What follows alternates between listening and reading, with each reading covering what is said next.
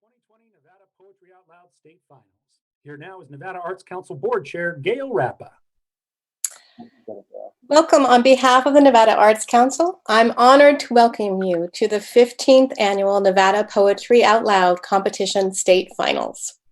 We are excited to have you join us in celebrating our 6 finalists. Today we recognize the power of the spoken word, mastery of public speaking skills, and an appreciation of students' hard work as they take poetry from the page to the virtual stage.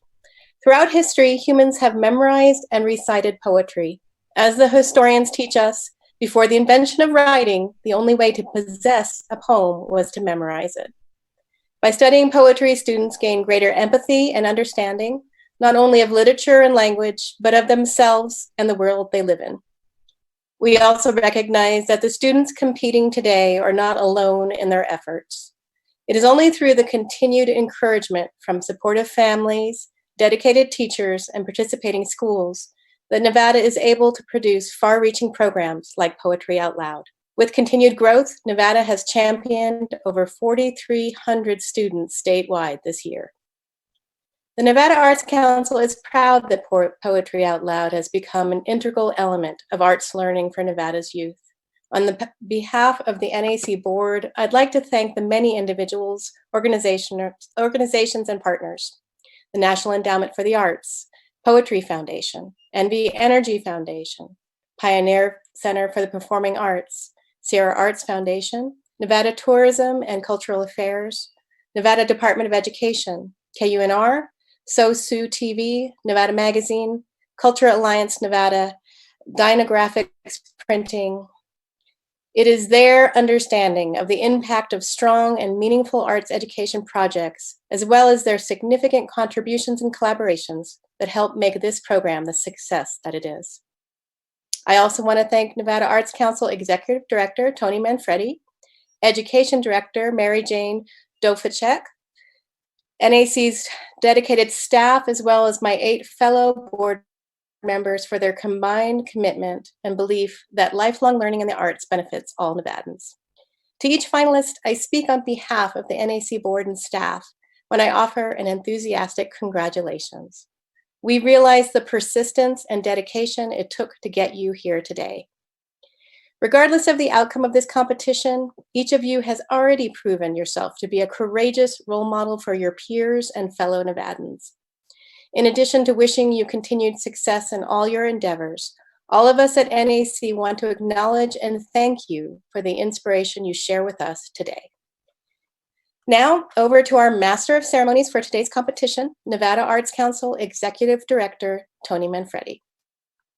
Thank you very much, Gail. We are grateful to be celebrating 15 years of Poetry Out Loud together again this year.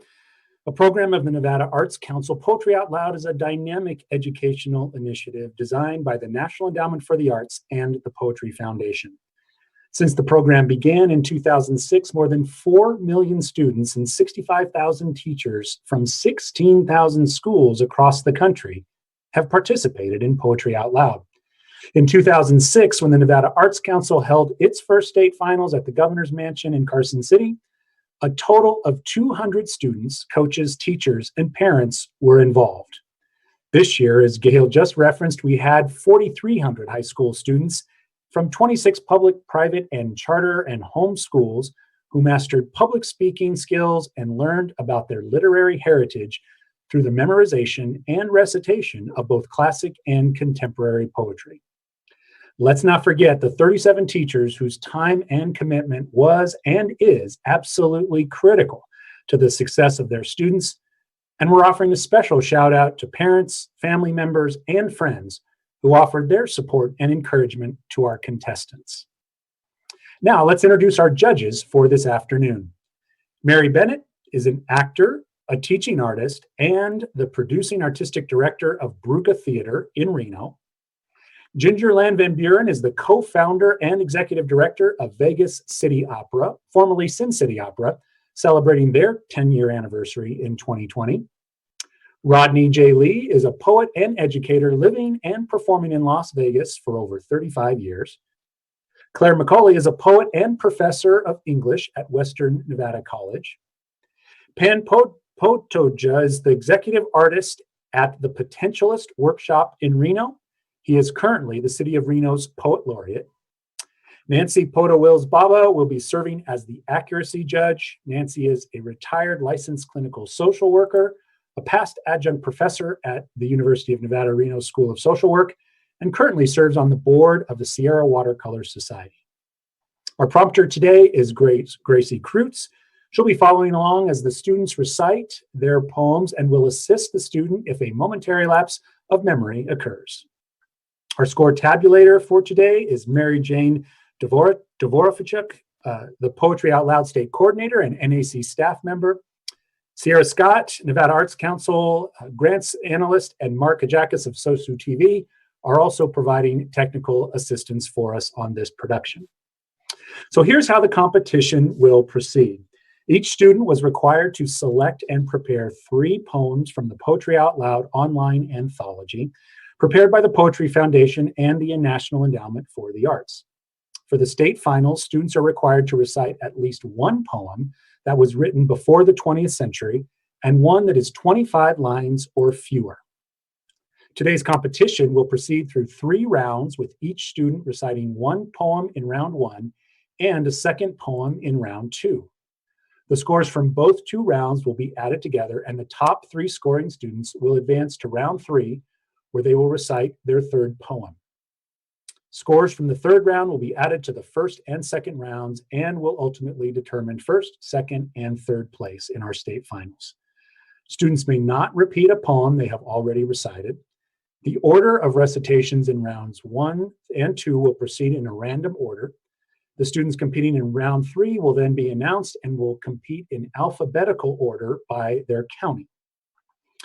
Each recitation will be judged on the following criteria: physical presence and posture, voice projection and articulation, appropriateness of dramatization, evidence of understanding, and overall performance. And now on to the show. Contestants, I'm asking you all to take a deep breath, because here we go. The competition is underway. I'll announce the name of the county and the student's name. The student will then announce the title and the poem, and the title of the poem, and the poet, and then they will proceed with their recitation. We'll begin with Douglas County's Laura Cassidy.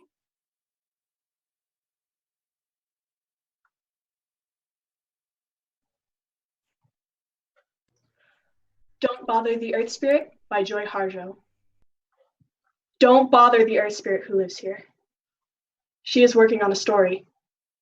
It is the oldest story in the world, and it is delicate. Changing.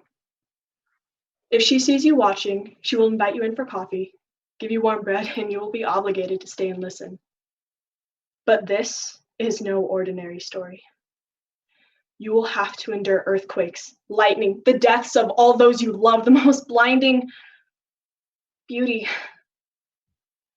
It's a story so compelling, you may never want to leave. This is how she traps you. See that stone finger over there? That is the only one who ever escaped.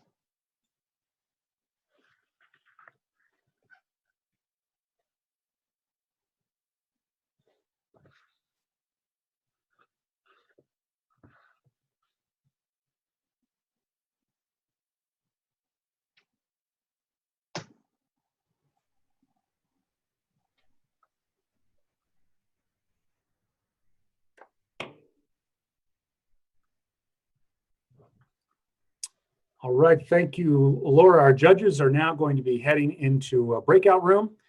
And while they're tabulating their scores, I'm going to talk a bit more with Laura. And so, Laura, I was reading your bio and see that you're involved in an awful lot of things through school. First, you're a senior at Douglas High School. So congratulations on getting ready for your upcoming graduation. I think you're all through, correct? I am almost through. I will be fully graduated June 6th of this year. Excellent, excellent. Well, congratulations. And from your bio, it says that you are involved in all kinds of activities, including marching band, choir, steel drums, winter guard. So you're obviously a musical performance as well, right? You enjoy music? Yes, very much. Yeah. And plans for that next step of your life. What are you thinking? I'm hoping to attend BYU Provo and study environmental sciences, astrophysics, architecture, and foreign languages. Wow. So yeah, a lot of things to keep you busy for sure. Yes. I love the idea of architecture. What got you interested in architecture? Looking through old books with photos of Notre Dame and the Gothic cathedrals in England, seeing the Taj Mahal, St. Basil's Cathedral, I just ended up falling in love with them, and I want to design my own house someday. Excellent. Excellent. That's great. And how have you been doing through all of the staying at home and what are some of the ways that you've been keeping busy during this time besides your schoolwork, obviously, and a lot of it.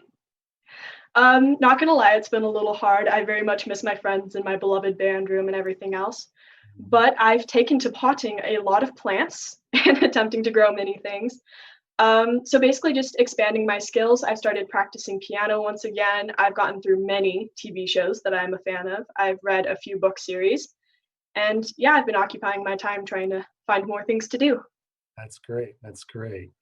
And Sierra, or when we are ready to come back, just let me go. Otherwise, we'll keep interviewing here, which is fine. Just let me know when we are ready to go on to the next contestant. Laura, you are obviously really engaged in a lot of things. Tell the audience a little bit about something that they may not know about you just from reading your bio. Oh boy. um, I have been playing soccer since I was 4 years old, and I was obsessed with it. It was my intention to keep it with me my entire life. And when I got to high school, I ended up accidentally joining the marching band. Now, I say accidentally because it truly was an accident. I received a random text from a girl I had met in middle school telling me to show up at the high school on a certain day. And I did. They put this drum on me. They gave me this music and told me that I had a month to memorize it. I was really confused. There was a lot going on, but they ended up becoming my best friends. And I ended up choosing them over the soccer team, and thus started my downfall into the music pit of no time, no free time whatsoever. Yeah, it does. It absolutely takes a commitment. Well, good for you. And how about poetry? How did you come across getting involved in this competition? Actually, my English teacher this year, this is my first time doing poetry out loud. She offered it as an extra credit assignment for the class, and I'm all about extra credit, having the top scores.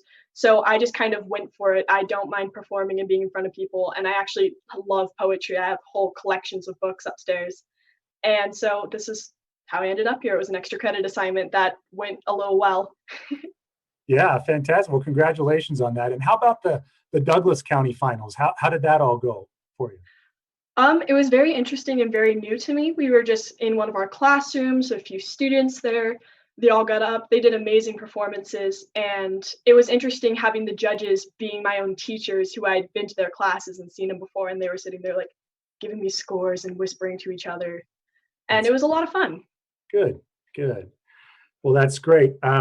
So just trying to double check here to see if we are ready to get everybody back in. I'm not getting word yet, so we'll just keep on talking. You can going through the process here. So you said your English teacher, her name is Karen Hine, and her friends Oliver Vaughn and Levi Romero in your bio. What influence did they have on you? Ms. Heine she always has this saying about taking the bull by the horns, ripping them off, putting them on your head and screaming. It's like this big like roar to the world of like taking your stance and being confident. And so she kind of inspired me and pushed me into this. And then Oliver Vaughn is probably one of my best friends for 4 years now, and he sat there and listened to me recite these poems over and over again, like just on repeat for weeks to make sure I had them all right. And then Levi Romero is actually one of the drama captains at my school, and he's one of my close friends. And he really like helped me be able to like take the stage and perform, and always like believed in me and had confidence in me. That's fantastic. Yeah, it's amazing that support, right? How important that is to have. Yeah. Yeah.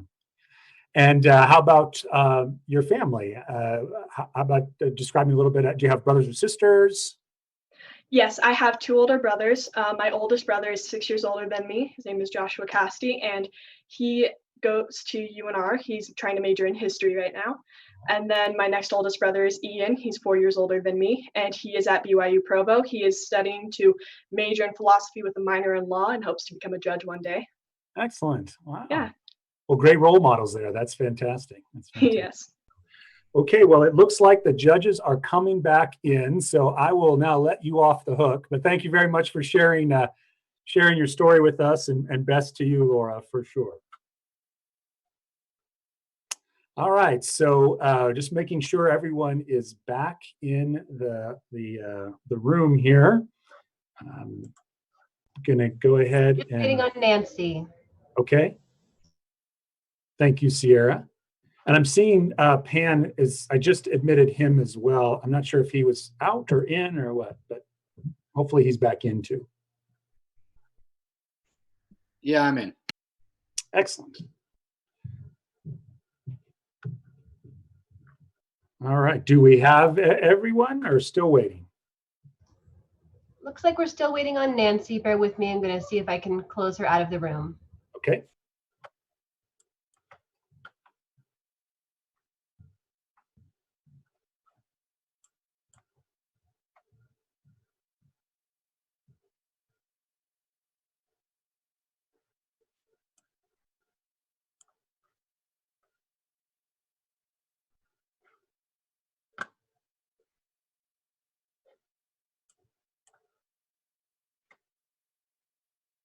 Well, we certainly thank you all for joining us on the live stream, for those that are out there listening and encouraging. And this is an amazing program. It's fascinating to watch these students perform.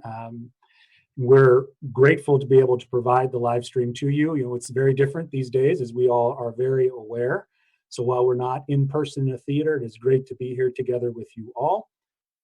And again, we're grateful for you joining us here for our 2020 Poetry Out Loud. We're celebrating 15 years, if you can imagine, of this recitation contest.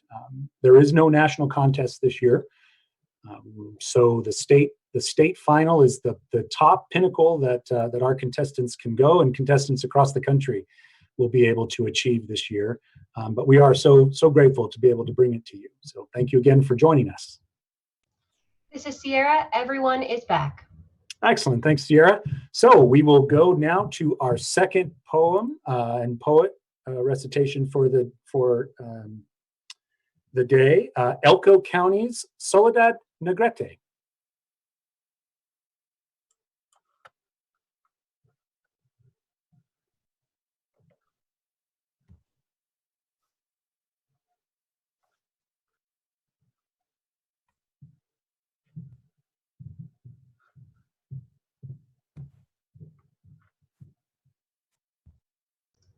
Soledad, you're unmuted. If you could start your video, please.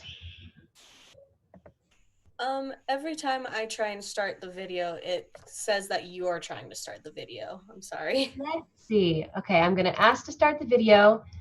Go ahead and try to click into it now. Every time I click to accept you turning it on, it goes away like it's going to, and then it doesn't. Okay. Let's try to troubleshoot this quickly.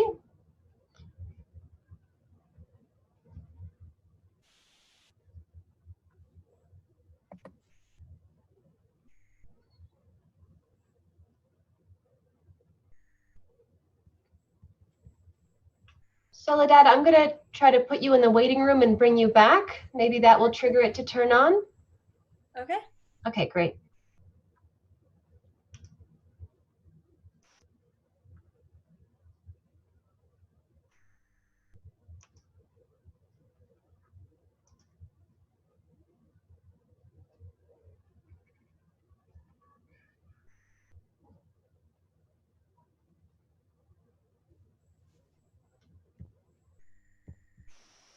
Okay, Soledad, I'm going to go ahead and ask to start your video one more time. Okay. Did it work that time? No, unfortunately not. Okay.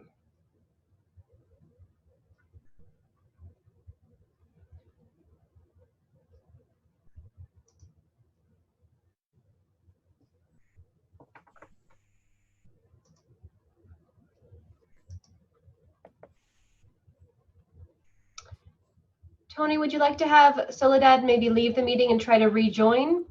And see if the video will work when she rejoins? Sure, yeah, that could work, and we can. And Mary Jane, if you are on, would you like to go to the next contestant in order, and then see and come back to Soledad? Would that be agreeable? Yeah, let's go ahead and do that while we try Okay. to. Okay, get so this- I'm going to remove you from the meeting, and I'll just have you rejoin as soon as you're able, and we'll troubleshoot after the next contestant. Okay, thank you. Okay. All right, thanks, everyone. Appreciate your patience. So we will actually then now go to Eileen Mendoza from Clark County.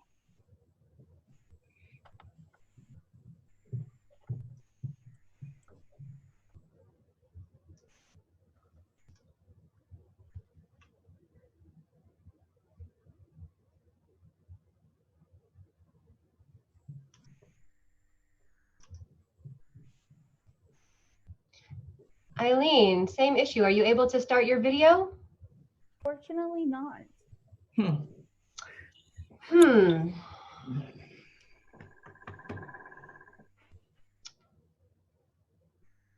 Mary Jane, could you try to start your video? I'm up. Hmm.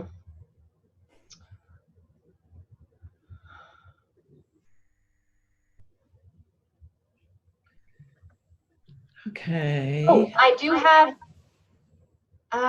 Soledad.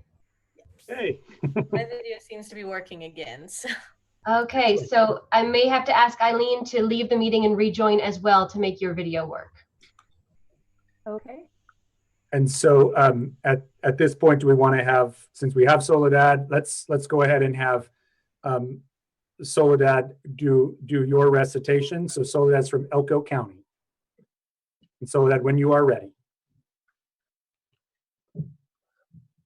The End of Science Fiction by Liesl Mueller.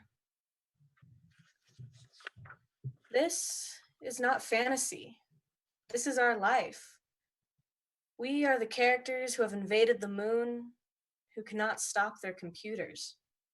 We are the gods who can unmake the world in 7 days. Both hands are stopped at noon. We are beginning to live forever in lightweight aluminum bodies with numbers stamped on our backs. We dial our words like Muzak. We hear each other through water. The genre is dead. Invent something new. Invent a man and a woman, naked in a garden. Invent a child that will save the world. A man who carries his father out of a burning city. Invent a spool of thread that leads a hero to safety. Invent an island on which he abandons the woman who saved his life with no loss of sleep over his betrayal. Invent us as we were before our bodies glittered and we stopped bleeding. Invent a shepherd that kills a giant, a girl who grows into a tree, a woman who refuses to turn her back on the past and is changed to salt. A boy who steals his brother's birthright and becomes head of a nation. Invent real tears, hard love, slow-spoken, ancient words, difficult as a child's first steps across a room.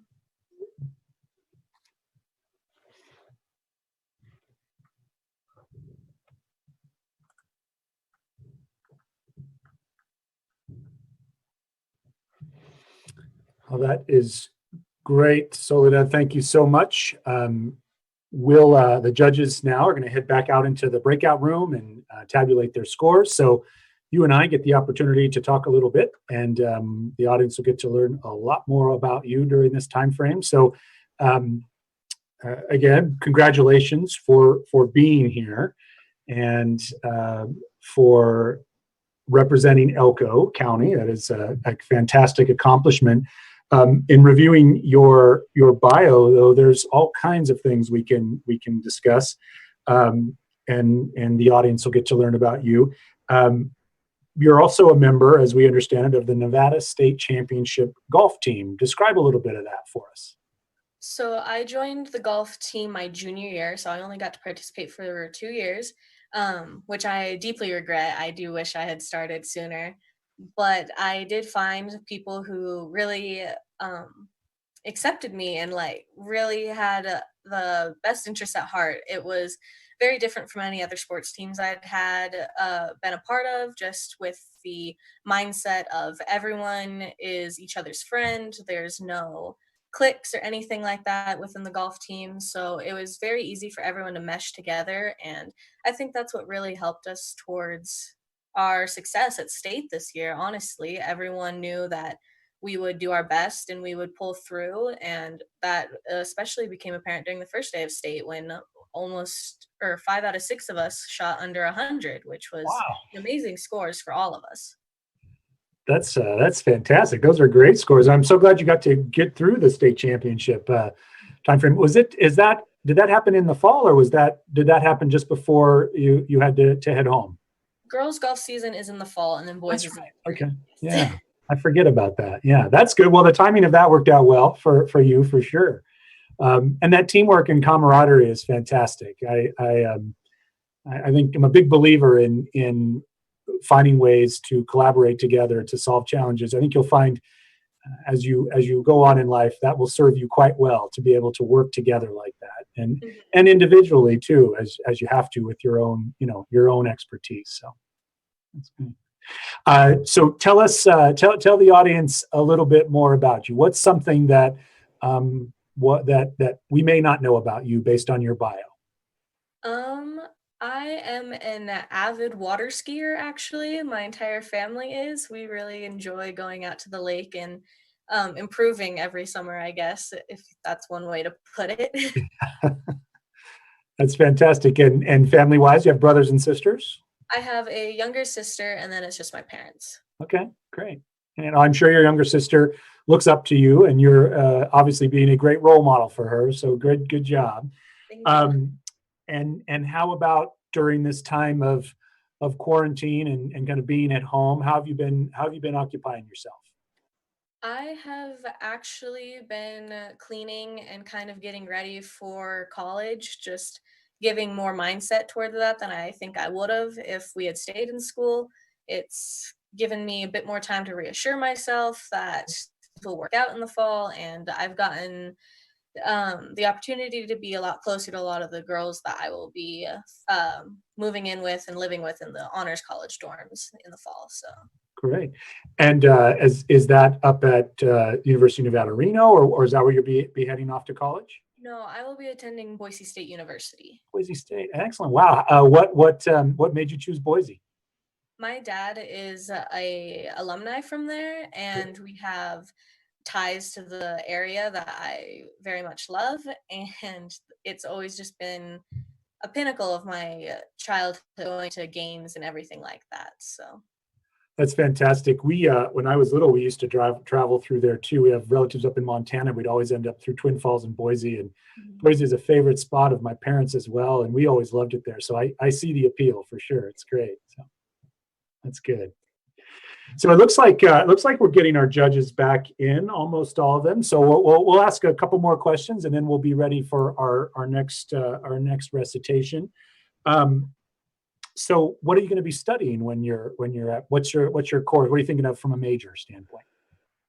For my major, I am definitely looking into biology. In my junior year of college, I'll decide whether it's going to be molecular or evolutionary based, and then I hope to either go on to medical school or find another outlet to use my degree. Great. That's fantastic. And have you been studying a lot of biology and sciences through high school? Have you been really Yes. focused on that? Yeah. AP Yeah. biology was definitely my favorite class, I think. Great.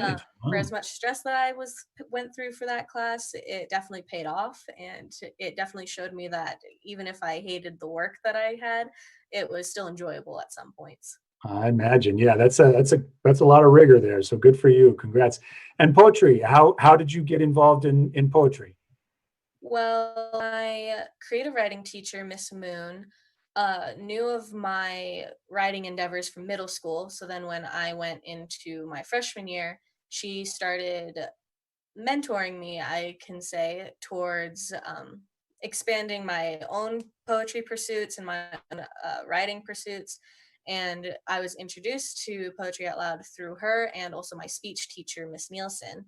And both of them were great help in the last 4 years of pushing me to actually partake in this and guiding me into doing the best I could. That's fantastic. Well, good for you. Congratulations. Keep up the great work. It looks like we're getting all of our judges back in. So at this point, I will let you go, and congrats the rest of the way. Thank you. Thanks. And I suspect, Sierra, I'll go ahead and wait for the go. Looks like we almost have everyone back in. Looks like we have everyone now. Okay. And we'll see if we can get our next poet up. Our third poet will be Clark County's Eileen Mendoza. So were we able to get Eileen back? Eileen, go ahead and try to start your video before I request it. That might be the issue. There you go. You got it. Perfect. Whenever you're ready. Parameter by Michelle Y. Berkey. You love your friend, so you fly across the country to see her. Your friend is grieving. When you look at her, you see that something's missing. You look again. She seems all there. Reading glasses, sarcasm. Another time. What did you expect? Ruins? To meet her without arms in the British Museum. Your friend says she believes there's more pain and beauty in the world. When Persephone was taken, Demeter damned the world for half the year. The other half remained warm and bountiful. The Greeks loved symmetry. On the plain, the man next to you read a geometry book. The lesson? Finding the circumference of a circle. On circumference, you can calculate the way around if you know the way across. You try across with your friends. You try around. I don't believe in an afterlife, she says. But after Kate died, I thought I might go after her. In case I'm wrong. In case she's somewhere. Waiting.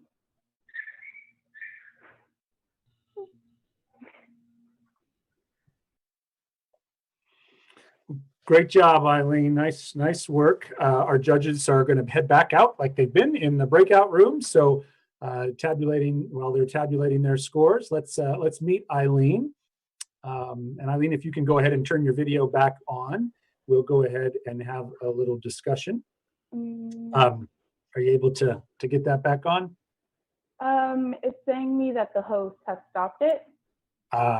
Okay. Okay, I just sent a request. Hopefully it will let you respond to that. Yay! Yeah. Great.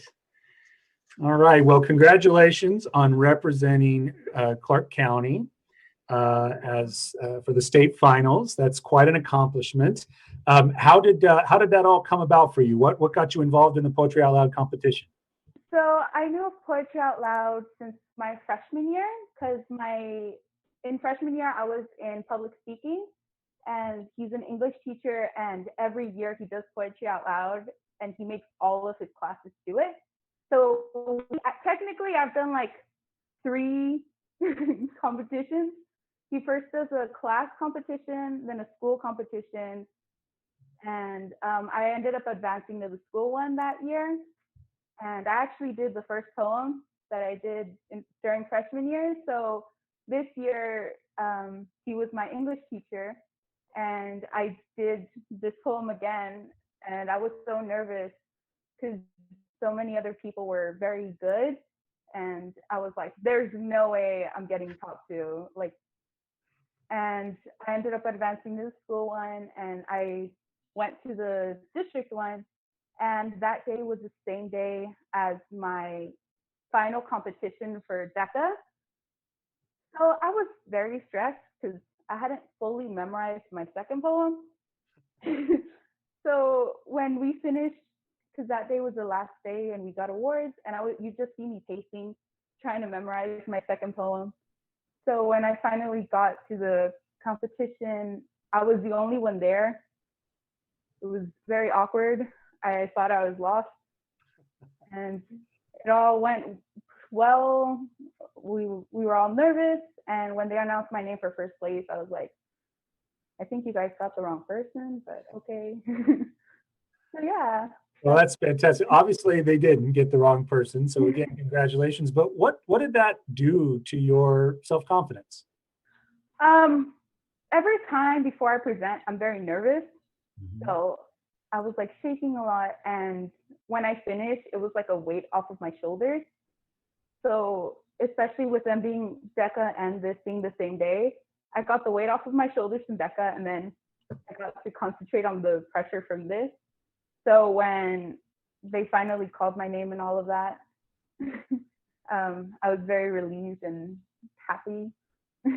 I bet, yeah. And that does, it's a weight kind of, yeah, it's off, lifted off your shoulders, and obviously to win, that's a fantastic accomplishment. And I think that's it's a testament to what, one of the challenges of this type of thing. Public speaking is certainly one of the most challenging things for most people, and to get up and do that is in front of strangers and be out there exposed is pretty challenging. So it's brave to get up there and do it, and good for you for doing that. So tell the audience a little bit more about you, something they may not know about you from just reading your bio.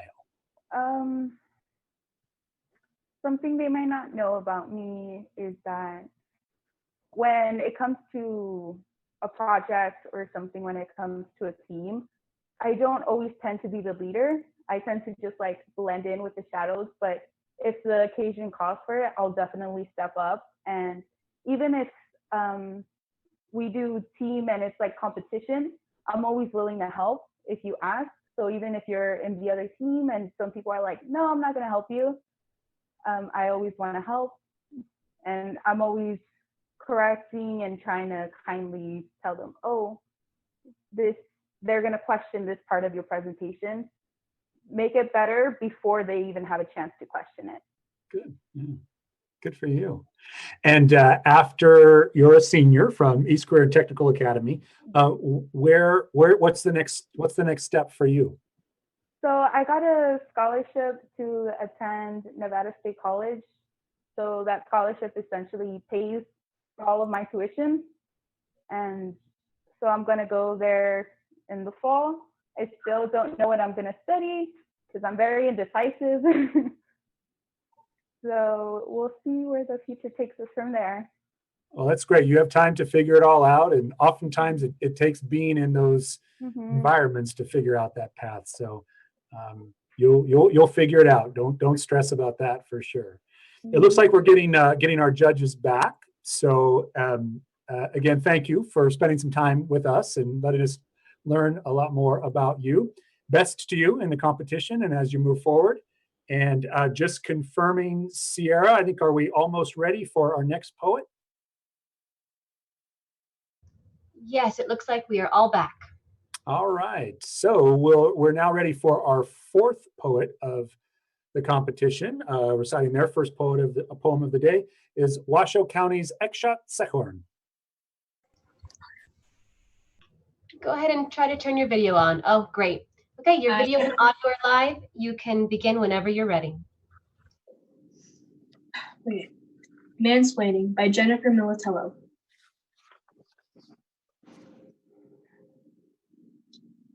Dear Sir, your air of authority leaves me lost, eases me from a place of ease, contracts with my contradictions to take from me a place, autopilots my autobiography, frightens my fright, sighs with my breath, wins at my race. Your certainty has me curtained, your nerve has me nervous, your childhood has me childlike, and your nastiness nests in my belfry like a hawk. You are beyond and above my slice of sky, peach as a pie, bourbon as its pit. You are spit and vinegar while I sour in my bowl. You bowl me over while I tread lightly on my feet. You walk on water while I sink. You witness me, fisherman, boat on the lake. while I struggle and burble and brittle and drop. You wink at me, and I must relate. I close my eyes to erase you, and you are written in my lids. A litmus test, a form of layer.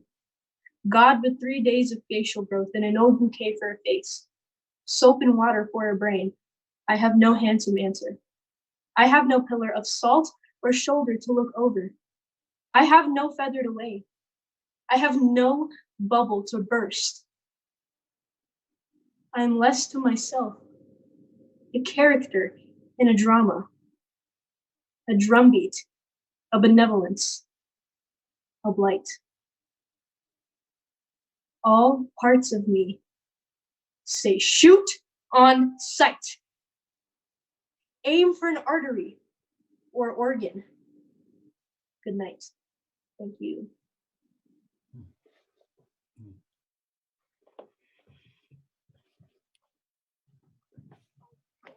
All right. Ekshot, very nicely done. Our judges, again, heading to the breakout room to discuss scores.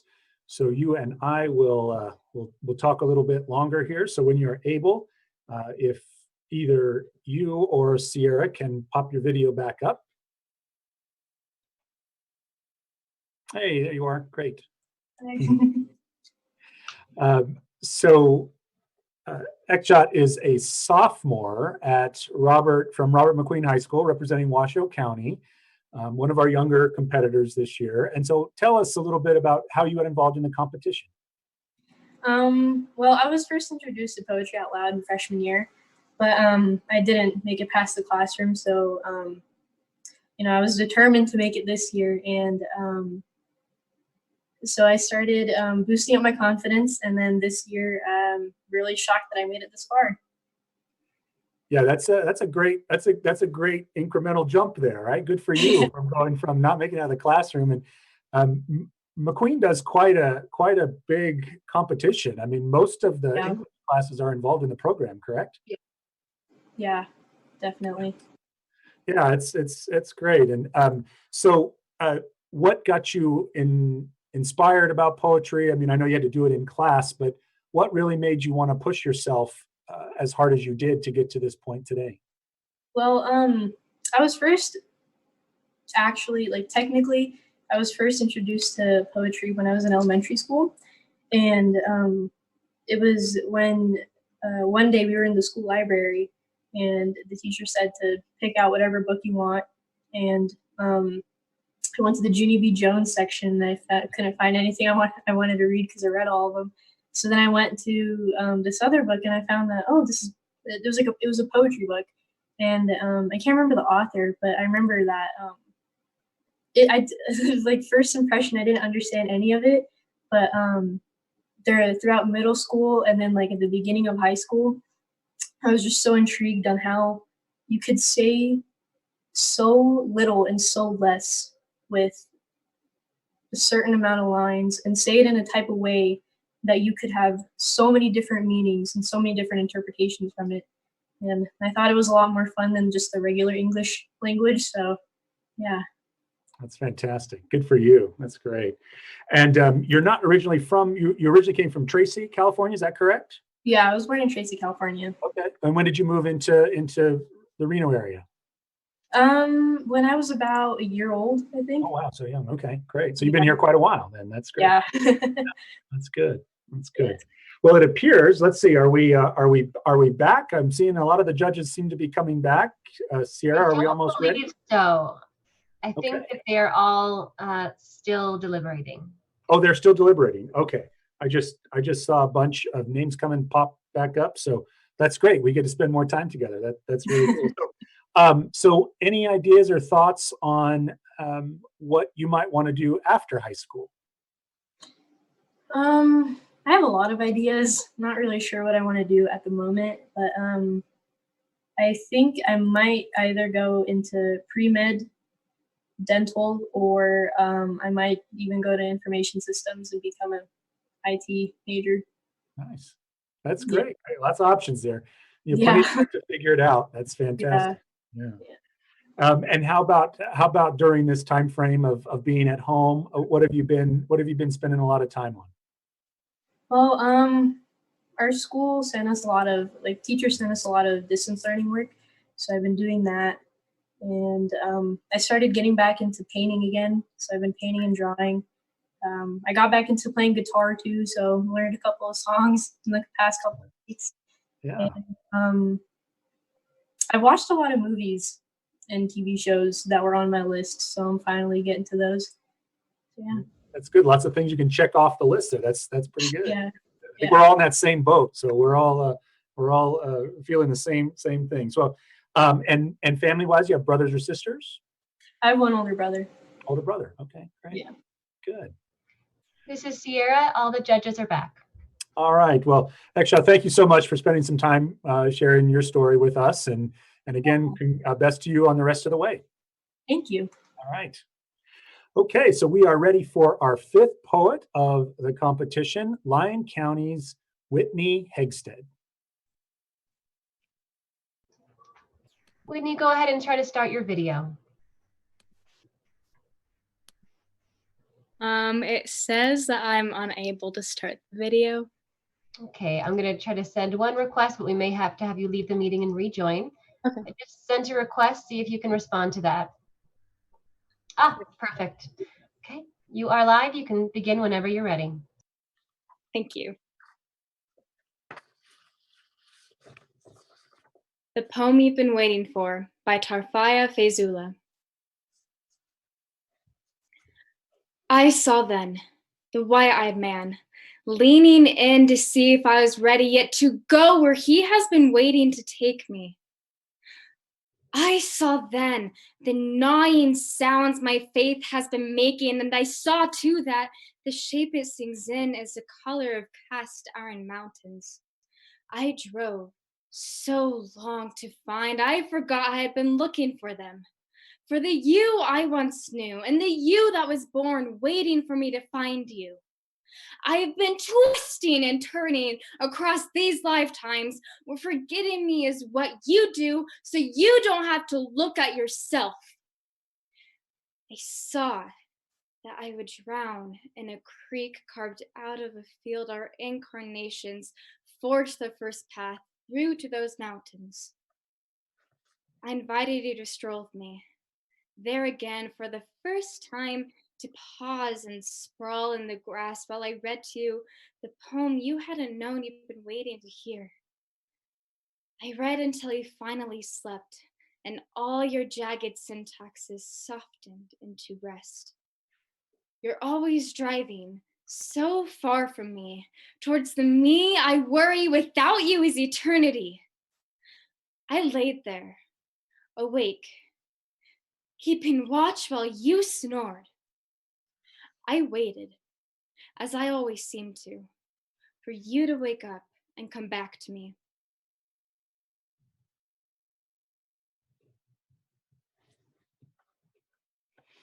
All right, so the judges will head to tabulate their scores, and in the meantime, Whitney, you and I can have a conversation as well.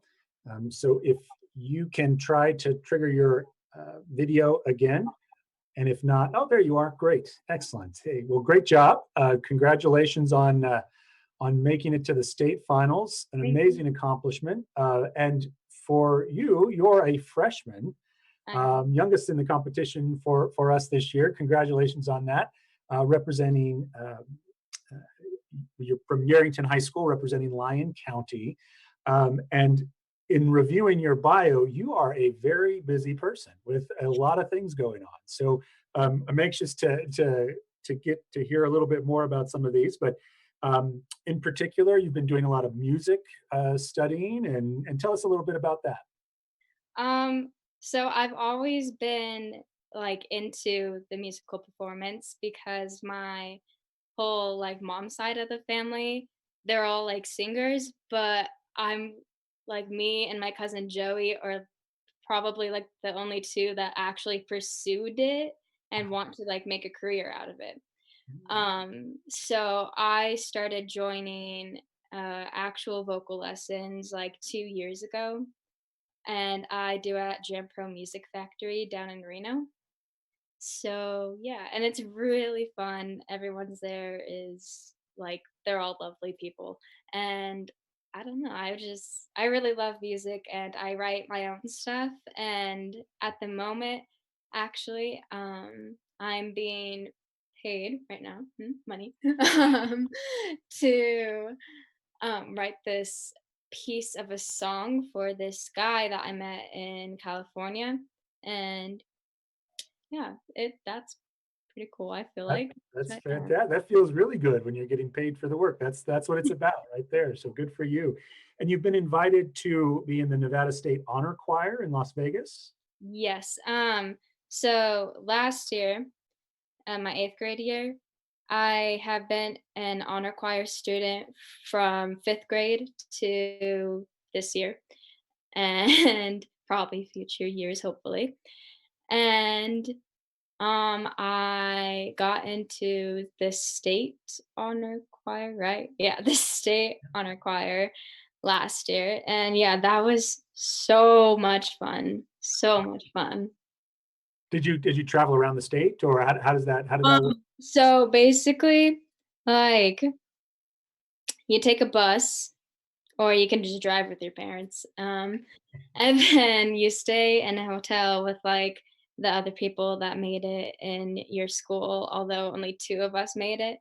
Um, and then you practice, like you rehearse as a group. And I think we practiced in this type of like church place in Las Vegas. And it was like all day rehearsal, then we have like a lunch break and then come back. And it was for 3 days. And then on the last day we performed at UNLV at the like auditorium theater. It's huge. But yeah, that was really fun. I bet. Yeah.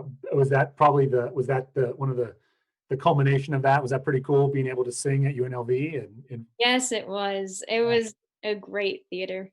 that's fantastic. And one of the other things I see in here is that you actually performed the national anthem during Night of the Country the last few years. Yes, and I was supposed to this year also, but it got canceled. So, but yeah, I performed it last year and the year before that, and it was really fun. And I met like a few country singers personally. I don't really listen to country that much, but that was really cool. They're all really nice. So. Good, good. Do you remember who you met by chance? No, I forget his name. I think that's it's all like right. I didn't mean to put you on the spot there. That's no, cool. you're good. I think I kind of met Job Fortner. Job Fortner. I don't know. I'm so sorry. That's all right. No, well, that's kind of exciting though to meet someone of prominence, right? That's gotta. Yeah. Did he comment on your singing at all, or? So I met him before I Okay. sang, and then he had to go up like right after me, so I didn't really get a chance to talk to him afterwards. So That's cool. yeah. And you're a freshman, so lots of time, still in high school, which is fantastic. A lot ahead of you. But what are you thinking that you'd really like to pursue? I mean, obviously you're writing music now and getting paid for it. That's great. What might else you like to do? So I was thinking about going into the medical field or studying like forensic science. So, Wow, cool, very cool. That's great. Well, that's fantastic. It does appear, I believe, that we have our judges back. Sierra, are we almost ready? We have everybody back. All right. Well, Whitney, thank you so much for sharing time with us, and best of luck to you too the rest of the way. And we will now move on to our 6th poet for their first read, and that is Story County's Anastasia Chevalier.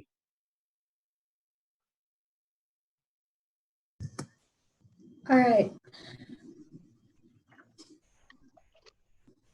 Fairy Tale Logic by A.E. Stallings. Fairy tales are full of impossible tasks. Gather the chin hairs of a man-eating goat, or cross a sulfuric lake in a leaky boat. Select the prince from a row of identical masks.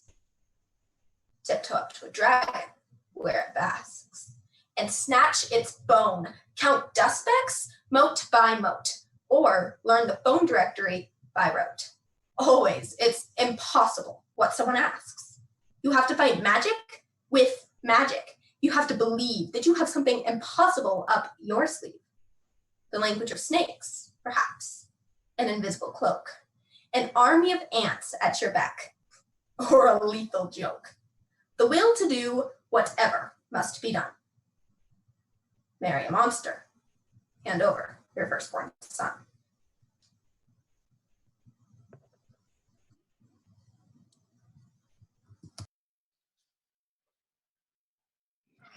All right. Thank you, Anastasia. We will, the judges will head off to review their scores. And if you can go ahead and try to trigger your video again, we'll have a quick little discussion. Great. Awesome. Well, great job. You are a sophomore from Virginia City High School representing Story County. Congratulations on making it to the state finals. How did this all come about for you? All right, so I found out about Poetry Out Loud in my freshman year, and I had personally decided to stay in the classroom. That year I wasn't as, I guess you could say, experienced or confident in myself, but sophomore year I actually took my English class with my English professor, Mr. Watts, and he's actually the one who sort of coerced me into, leaving the classroom and getting into state finals. He was actually a big inspiration for me to, continue with this and actually sort of make something of it. So good. And in your bio, you talk a lot about leadership and leading people and the attributes that you have. Describe that a little bit. All right. So the reason why leadership is such a big part of my life, in my opinion, is because my goal is actually to become a naval officer in the intelligence field. So having leadership is sort of a job requirement. So it's implemented a lot in my life. I teach martial arts. I actually just recently got promoted to a petty officer 3rd class in my Naval Sea Cadet Corps. So leadership has sort of become an implemented part of my life. Yeah, that's fantastic. Congratulations on that. So you said martial arts. What type of martial arts? Technically, I do mixed martial arts, but there's Jeet Kune Do, Taekwondo, Muay Thai, and a couple others. We have some friends as well. And you're teaching that the disciplines as well? I am. So I teach Tiny Tiger classes, and I actually have 2 black belts, a 1st degree and a 2nd degree. So I'm an instructor and I help teach the little children. Excellent. My daughter is a 3rd degree black belt in mixed martial arts as well, and the commitment of that is incredible. So having watched her do, the number of hours put into that's a lot. So congratulations. Not easy to do and to stick with it. Thank you very much. I believe I've been doing martial arts since I was 7. Fantastic. That's great. And so you said the Navy. Do you have family who are in or have been in the military? Yes, my father was in the Navy. My uncle, I believe, was in the Navy, and my grandfather was in the military as well. I'm from a military family, basically, so it sort of was. Yeah, that's fantastic. Well, following in their footsteps, and certainly we thank them for their service. This Memorial Day, did you attend any kind of festivities that were related to the military during the weekend? No, we stayed quarantined and celebrated. Good idea. Speaking of that, how have you been doing while you've been at home, and maybe what have you been doing? I suspect. I've been doing well. I've had my school. I've been working on starting some college courses in justice, English, history, and all of those. And I actually decided to take up watercolor as well. So good for you. How's that going? Busy. Yeah. And the watercolors, are you making progress on that? Are you feeling good about it? I am. I definitely don't feel like I'm just sort of splotching color anymore. So I've made progress. That's good. Good for you. It may appear like our judges are back. Is that the case, Sierra? This is Sierra, and our judges are all back. All right. Well, Anastasia, thank you so much for sharing time with me. Best of luck to you the rest of the way. That actually gets us through our first round.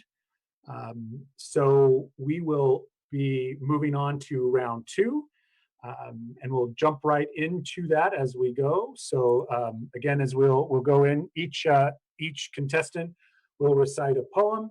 We'll have a break in between, and we'll get through the second round. So here again, starting the second round. So round two here again is Douglas County's Laura Cassidy.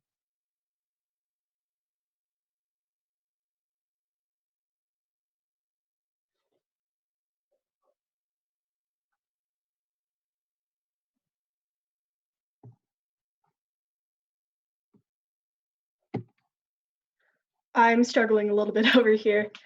It says I cannot start the video. Okay. Okay, I'm gonna send an invitation. Fantastic. Awesome. All right, you can start whenever you're ready. The Glories of Our Blood and State by James Shirley. The glories of our blood and state are shadows, not substantial things. There is no armor against fate. Death lays his icy hand on kings. Scepter and crown must tumble down, and in the dust be equal made with the poor crooked scythe and spade. Some men with swords may reap the field, and plant fresh laurels where they kill. But their strong nerves at last must yield, they tame but one another still. Early or late, they stoop to fate, and must give up their murmuring breath when they pale captives creep to death. The garlands wither on your brow, then boast no more your mighty deeds. Upon death's purple altar now, see where the victim bleeds. Your heads must come to the cold tomb.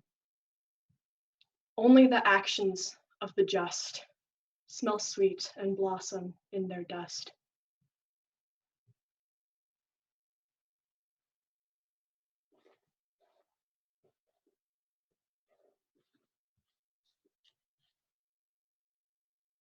Well, thank you, Laura. Our judges will now go on and score in their breakout room.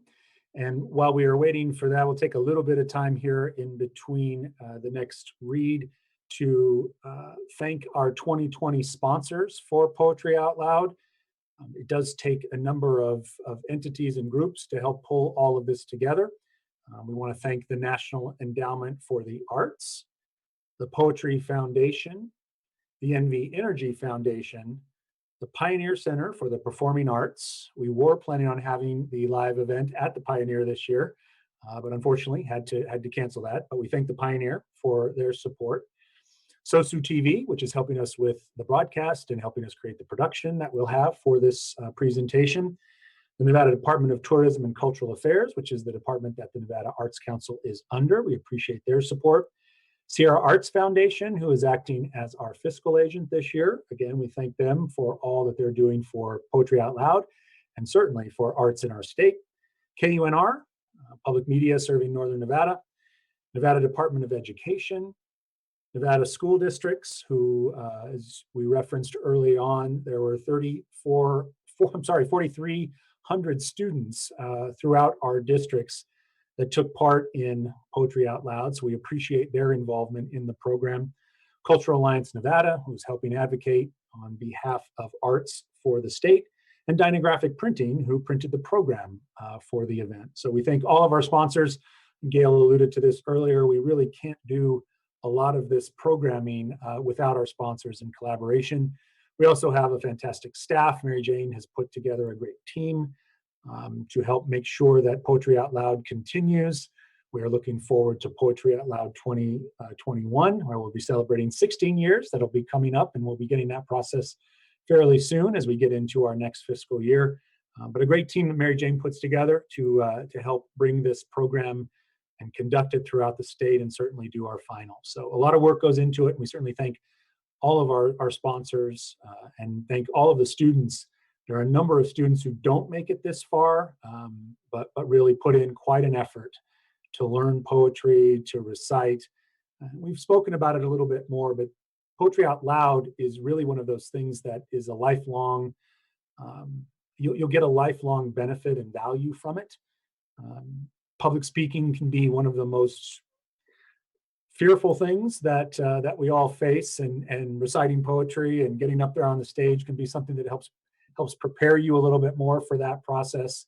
And certainly, the better you are at public speaking, the more you can get your thoughts and words out in large and small groups. And Poetry Out Loud is a part of our arts learning program, and our arts learning program is really about arts education and the value that the arts have and provide to our students in particular.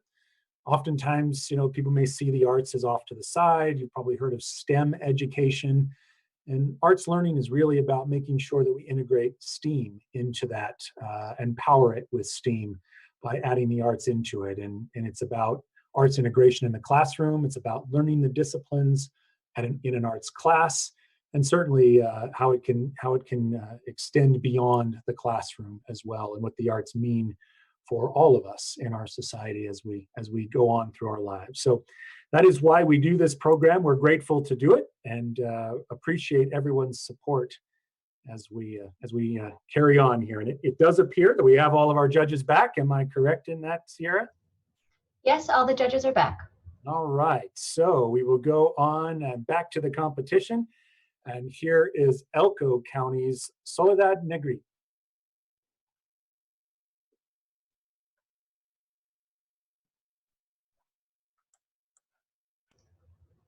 Soledad, you're all set. You can begin when you're ready.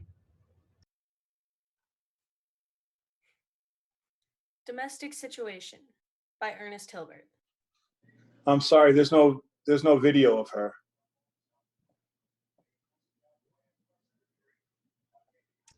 We are seeing video. This is Tony. We are seeing video. I'm seeing video from my end. Other judges not seeing the video? No, we see video. She just didn't pop up as the main speaker yet. Gotcha. Okay. Maybe, yeah. Sorry.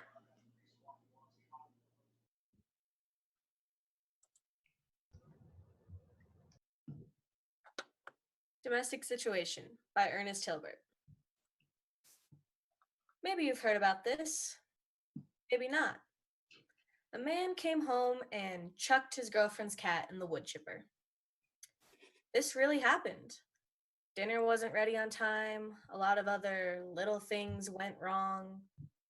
He spat on her father, who came out when he learned about it. He also broke her pinky, stole her checks, and got her sister pregnant. But she stood by him, stood strong through it all, because she loved him. She loved him, you see. She actually said that. And then she went and married him. She felt some unique call. Don't try to understand what another person means by love. Don't even bother.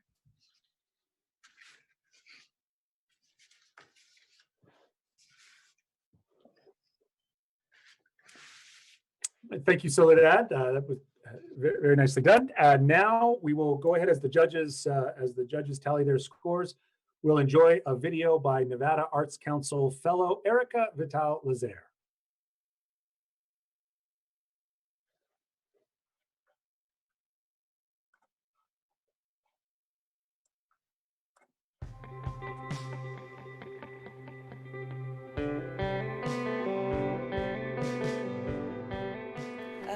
I moved here in 1994,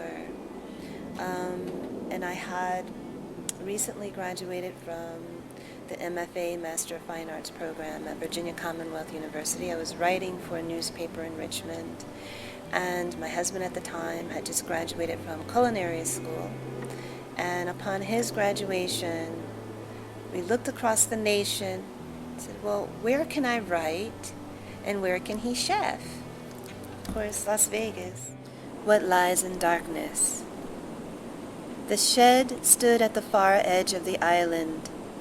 Deep grass flowed beneath its boards in a flood of green, itself like water, the soil black beneath. Other places in other tongues reserved truer names for staved-in walls and shadowed corners holding death between them. crematory, kill yard, butchery. The mothers who have come before call this place the counting house.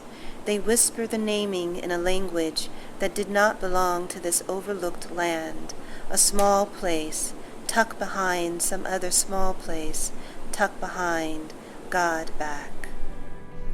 I find myself reflecting on those moments along the course of my journey as a writer, in which community has come together to aid me as I retreat and write, aid me as I teach and write, aid me as I am a mother and I write. And one of those community pockets that really made that possible for me has been the Nevada Arts Council, the grant that I received, the fellowship that I received. It was the idea that someone, an entity, a community welcomed me when many communities balk at the idea of funding the arts, of lending fellowship to an artist. They do so because they believe that arts are other, and I write. And one of those community pockets that really made that possible for me has been the Nevada Arts Council, the grant that I received, the fellowship that I received. It was the idea that someone, an entity, a community welcomed me when many communities balk at the idea of funding the arts, of lending fellowship to an artist. They do so because they believe that arts are not a necessary component of the way that we live. And they are a necessary fuel to community, to social congress, to our political lives, to our working lives. So those artists that we support with our funding, with fellowships, with grants, those artists go on to build the very armature of the society in which we live. They not only beautify the landscape with sculpture or large-scale installation, they also manage to expand our way of thinking and our way of being. They remind us to be a part of community. So arts funding is crucial to the social engine. It makes us who we are.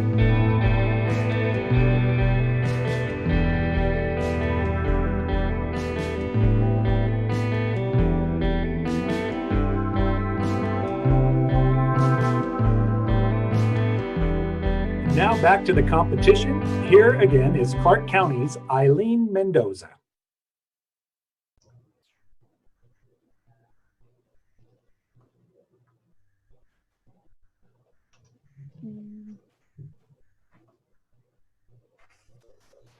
Okay, great. Eileen, we can see you. You can begin when you're ready. Discrimination by Kenneth Rexroth. I don't mind the human race. I've got pretty used to them in these past 25 years. I don't mind if they sit next to me on streetcars or eat in the same restaurants, if it's not at the same table. However, I don't approve of a woman I respect dancing with one of them. I've tried asking them to my home without success. I shouldn't care to see my own sister marry one, even if she loved him. Think of the children. Their art is interesting, but certainly barbarous. I'm sure, if given a chance, they'd kill us all in our beds. And you must admit, they smell.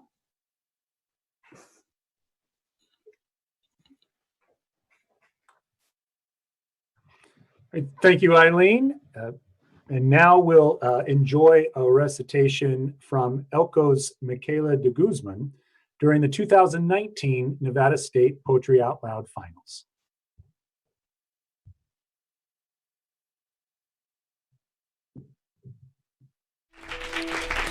When I get called up to the stage, I just get so excited that I want to jump up and down, but at the same time, I need to tell myself to stay calm and composed.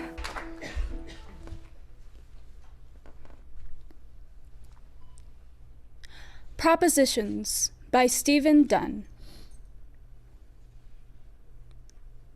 Anyone who begins a sentence with, "in all honesty," is about to tell a lie. Anyone who says, "this is how I feel," had better love form more than disclosure. Same for anyone who thinks he thinks well because he had a thought. If you say, "you're ugly," to an ugly person, no credit for honesty, which must always be a discovery, an act that qualifies as an achievement. If you persist, you're just a cruel bastard, a pig without a mirror, somebody who hasn't examined himself enough. A hesitation hints at an attempt to be honest, suggests a difficulty is present. A good sentence needs a clause or two, interruptions set off by commas, evidence of a slowing down, a rethinking. Before I asked my wife to marry me, I told her I'd never be fully honest. No one, she said, had ever said that to her. I was trying to be radically honest, I said, but in fact had another motive. A claim without a but in it is at best only half true. In all honesty, I was asking in advance to be forgiven.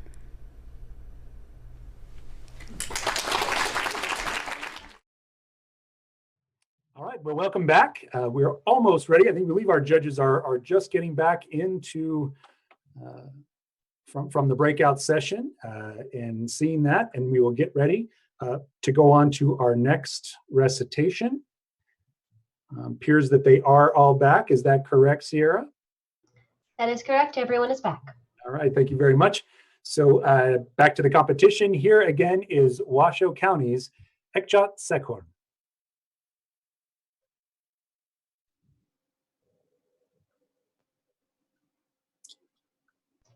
Okay, we can see you. You can begin whenever you're ready.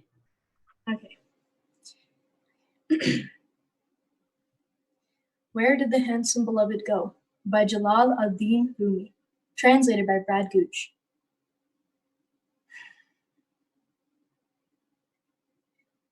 Where did the handsome beloved go? I wonder, where did that tall, shapely cypress tree go? He spread his light among us like a candle. Where did he go? So strange. Where did he go without me? All day long, my heart trembles like a leaf.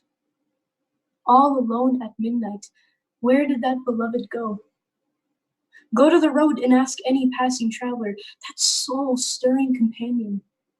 Where did he go? Go to the garden and ask the gardener, that tall, shapely rose stem. Where did he go? Go to the rooftop and ask the watchman, that unique sultan. Where did he go? Like a madman, I search in the meadows.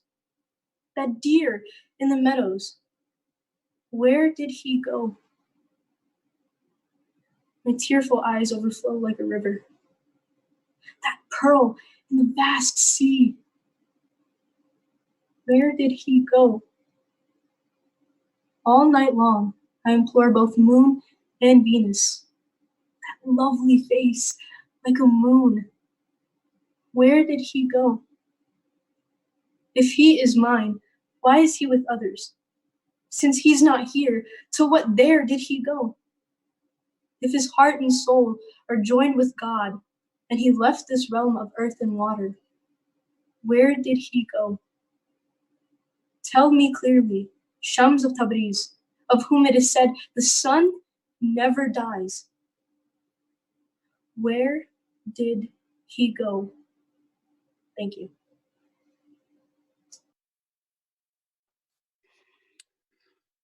Thank you, Ekta. The judges will be rolling into score. So we will now enjoy a video by Nevada Arts Council fellow Jared Stanley.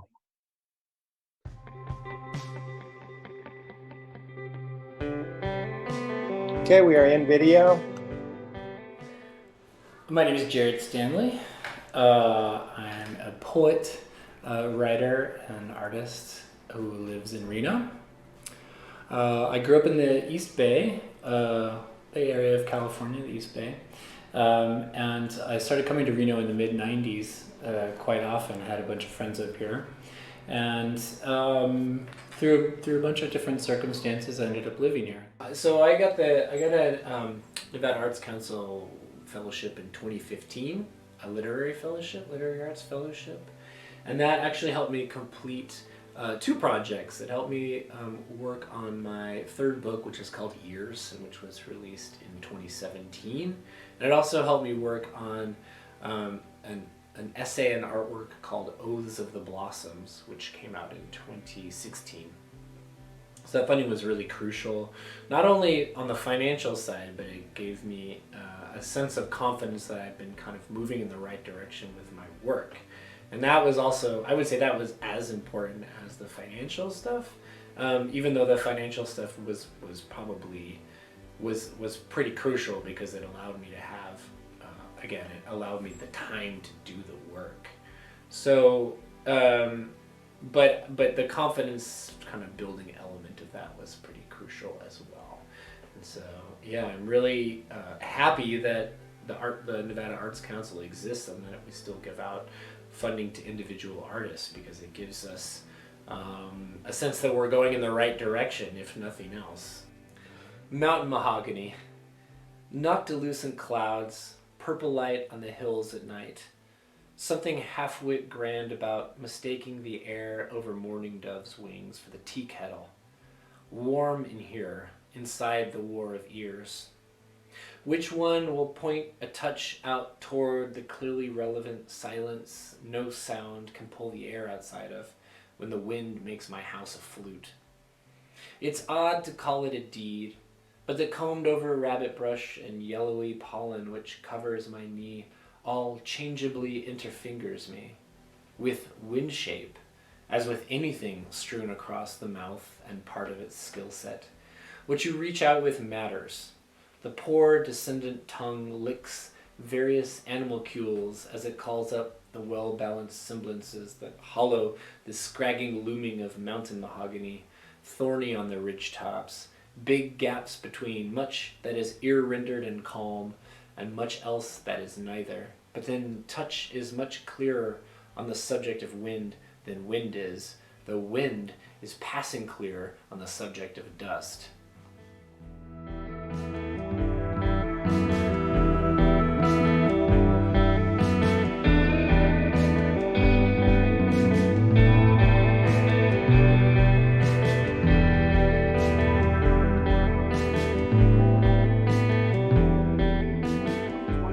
State Poetry Out Loud Finals. Here again is Lyon County's Whitney Hegsted. Okay, Whitney, we can see you. You can begin whenever you're ready. More Lies by Karen Gottschall. Sometimes I say I'm going to meet my sister at the cafe, even though I have no sister. Just because it's such a beautiful thing to say.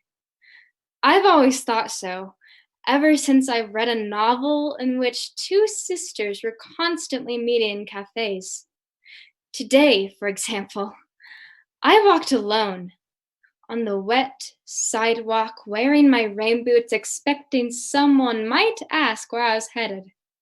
I bought a steno pad and a watch battery. The store windows fogged up. Rain in April is a kind of promise, and it costs nothing. I carried a bag of books to the cafe and ordered tea. I like a place that's lit by lamps. I like a place where you can hear people talk about small things, like the difference between azure and cerulean and the price of tulips. It's going down. I watched someone who could be my sister walk in, shaking the rain from her hair. I thought, even now, florists are filling their coolers with tulips, $5 a bundle. All over the city there are sisters. Any one of them could be mine.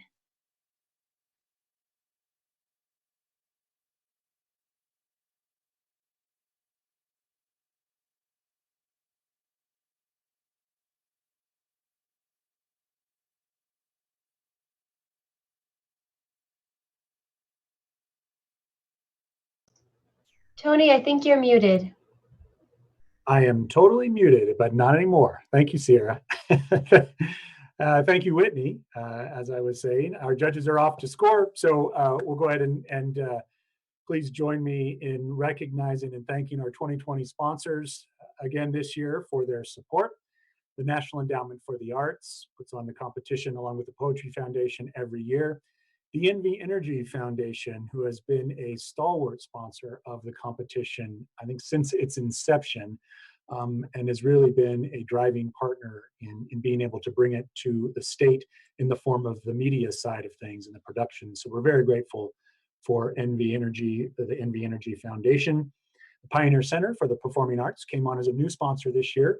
Again, we were planning on having the performance at the Pioneer, but due to the pandemic, we had to not do that. But again, they were a fantastic partner, and we're looking forward to working with them again very soon. We're looking forward to being in that facility again very soon as well. SOSU TV, who is helping with the production arm of the performance today, and we'll be doing a half-hour production that we're going to put together and hopefully get out on broadcast. Sierra Arts Foundation is acting as our fiscal agent and is helping on that side with us. KUNR, media sponsor, helping promote the event through their channel. Nevada Department of Education, the Nevada school districts for their support and taking part in the program. Cultural Alliance Nevada on behalf of advocating for the arts and the Nevada Arts Council across the state. And Dynagraphics Printing, who printed the programs for this year's event and has printed the programs in past years and is also a great partner of not only the Nevada Arts Council, but the Department of Tourism and Cultural Affairs. And we thank you very much for your support. While we're waiting for the judges to come on back, I wanted to give you a quick COVID update or a COVID-19 update on behalf of the Arts Council. We are continuing to work from home, waiting for the governor's next stage, where we will be back in our respective offices in both Carson City and Las Vegas. In the meantime, though, the agency and staff has been working very hard on bringing our CARES Act grant funding into the state. We were excited to be and honored, frankly, to be a recipient of the federal CARES Act funds through the National Endowment for the Arts. State arts agencies like the Nevada Arts Council are able to receive funds in. We're going to be granting over $400,000 to our arts organizations throughout the state. That process for many is already underway. And we'll be conducting a webinar tomorrow afternoon at 1 for arts organizations who are interested in learning more about how they can apply for CARES Act funding. It is a really uncertain time for all of us. We know this all too well. And the arts and culture industry, like every industry in the world right now, is really feeling that uncertainty. I know we all want to be in our museums and in our performing arts halls. We want to be experiencing these things together. It really gives us a sense of what it's like, what it might be like to not have the arts in our lives. And so we're going to need to use that and think about that as we build and rebuild. The arts and culture industry prior to COVID-19 for Nevada was over $8 billion, and that's billion with a B, of revenue, 5.5% of Nevada's GDP, and contributing to over 40,911 jobs in the state. That's real money, real work, and real impact, frankly, that is now experiencing a really challenging time.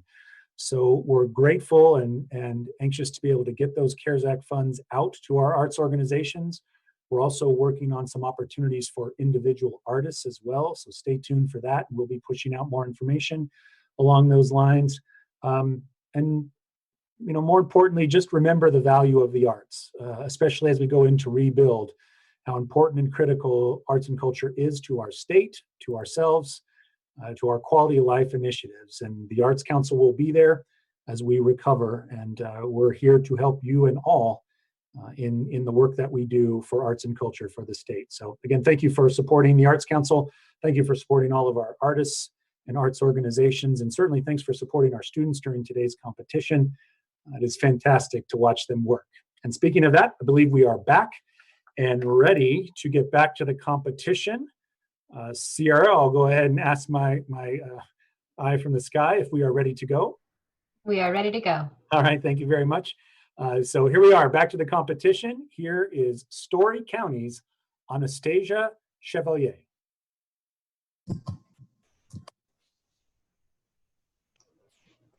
We can see you. You can begin when you're ready. Advice from La Llorona by Deborah A. Miranda. Each grief has its unique side. Choose the one that appeals to you. Go gently. Your body needs energy to repair the amputation, humor, phantom pain. Your brain cells are soaked with salt. Connections fail unexpectedly and often ask for help. Accept help. Read your grief like the daily newspaper. Headlines may have information you need. Scream. Dropkick the garbage can across the street. Don't feel guilty if you have a good time. Don't act as if you haven't been hit by a Mack truck. Do things a little differently, but don't make a lot of changes. Revel in contradiction. Talk to the person who died. Give her a piece of your mind. Try to touch someone at least once a day. Approach grief with determination. Pretend the finish line doesn't keep receding. Lean into the pain. You can't outrun it.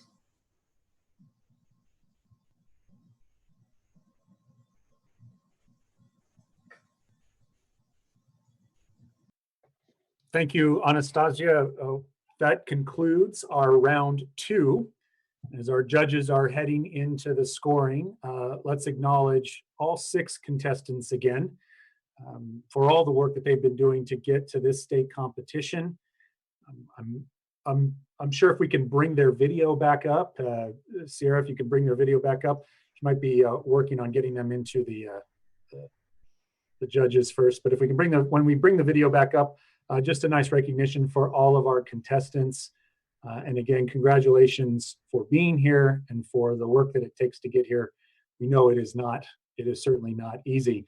In recognition of this hard work, we're going to make sure that each contestant receives a handmade commemorative tumbler created by Nevada artist Joe Winter. The video feed might be seeing that on screen now. Those will be sent to you in the coming weeks. So stay tuned. We have a whole packet of things coming to each of you this week that will as a commemorative, but it is nice to have local artists come together and produce some really great pieces that you will really love. The tumbler, it's a nice piece that you can keep for the rest of your lives, which is fantastic. And when we return, we'll announce the top 3 students reciting in round 3. And now please enjoy a recitation from Washoe County's Naomi Valdez during the 2019 State Poetry Out Loud Finals.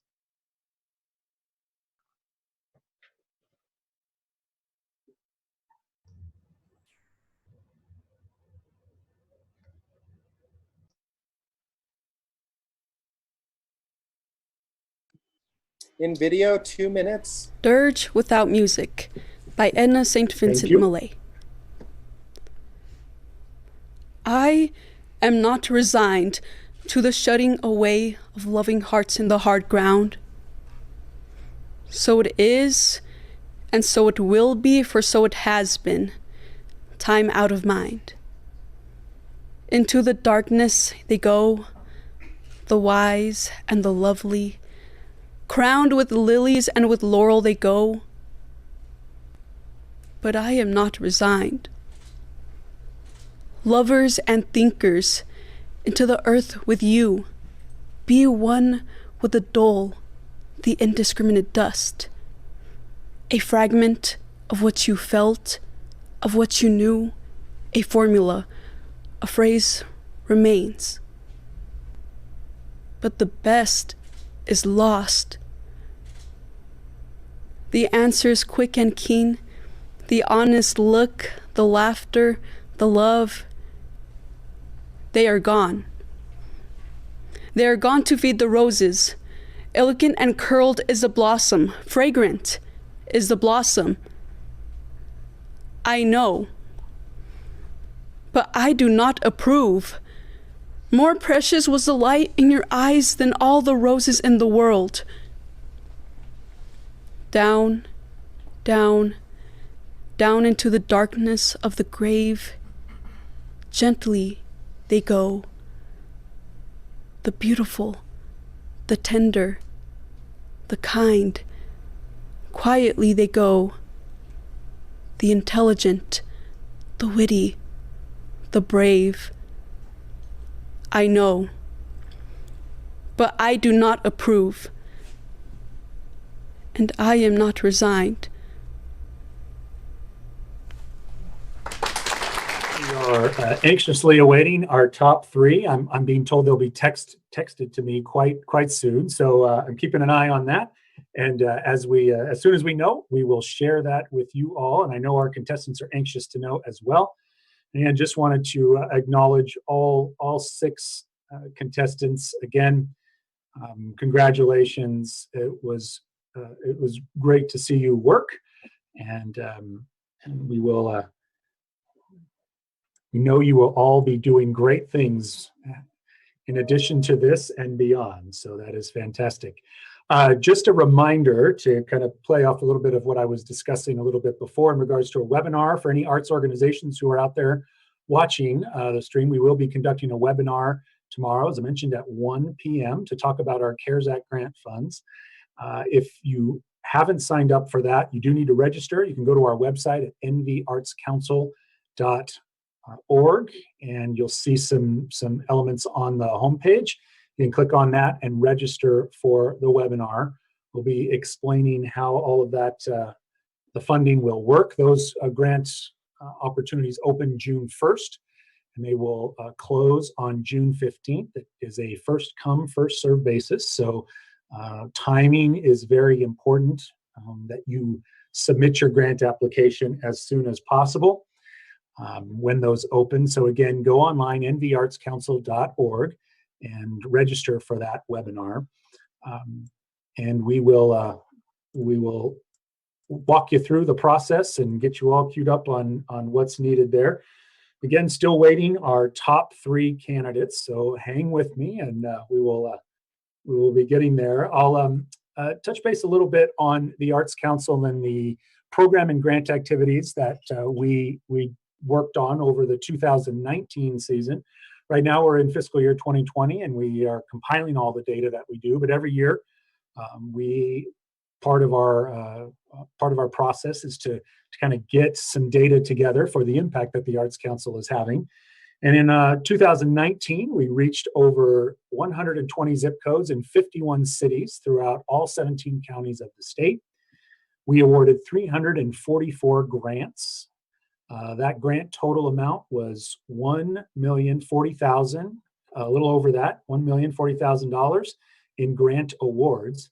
The majority of our grant awards have to be matched either by cash or in-kind value. And the cash and in-kind amount for 2019 was $78,000, $78 million of cash and in-kind match. And you might wonder how much of that was cash. Well, over $72,700 of that was a cash amount. We engaged with over 1,667,000 persons. Of those, 12,697 were artists. And of those numbers as well, over 457,000 were pre-K through 12 students that were served through our grant and program activities. And again, it's very important to note that the arts are not just a nice to have thing off to the side, but they're actually contributing real money and real value to our state. And I can't drive that message home enough. So when people say that, yeah, the arts are nice to have, no, they're actually critical for our state. And they're going to be critical as we recover from the economic challenges that we're in right now. So we will have more to share along those lines. But right now, I know most of you are interested in our contestants for our top three. So in no particular order, we have our contestants. Let me just make sure I don't want to mess this up. So the top three students, and again, this is in no particular order, are Douglas County, Laura Cassidy, Story County, Anastasia Chevalier, and Washoe County's Ekshot Sekhorn. So again, we will proceed with the last round right now. And since those were going to be in alphabetical order, we will begin. I just want to make sure, the judges are ready. You've got your score sheets all ready to go. So hopefully we're making sure of that. So we will begin with Douglas County's Laura Cassidy.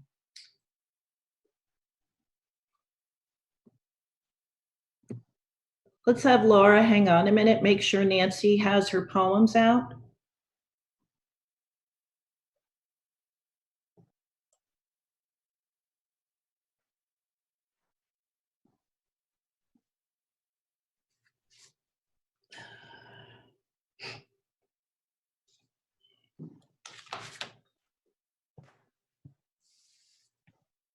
Nancy just responded yes, so I think we are good to go. Cartoon Physics Part 1 by Nick Flynn. Children under, say, 10 shouldn't know that the universe is ever expanding, inexorably pushing into the vacuum, galaxies swallowed by galaxies, whole solar systems collapsing, all of it acted out in silence.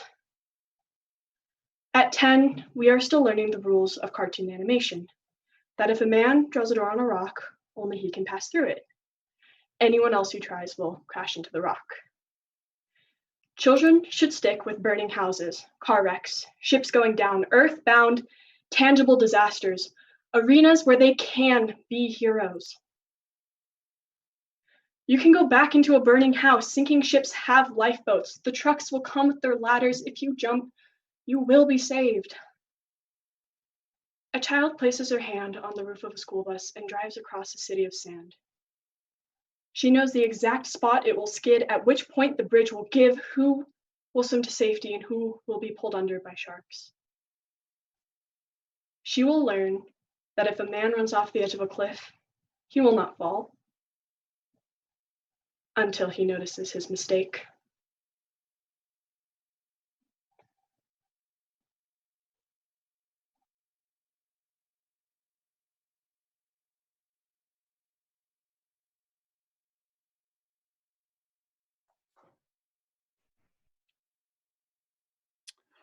All right.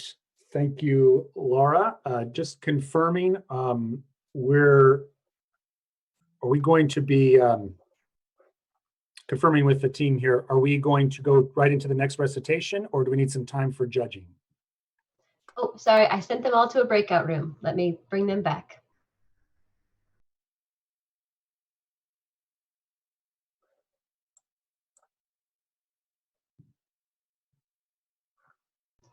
Okay, they're back now. Okay, and so we will go ahead and go to our our next recitation, Story County's Anastasia Savalier.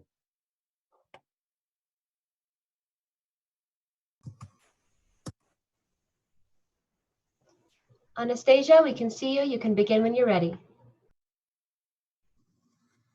Flaxman by Margaret Fuller.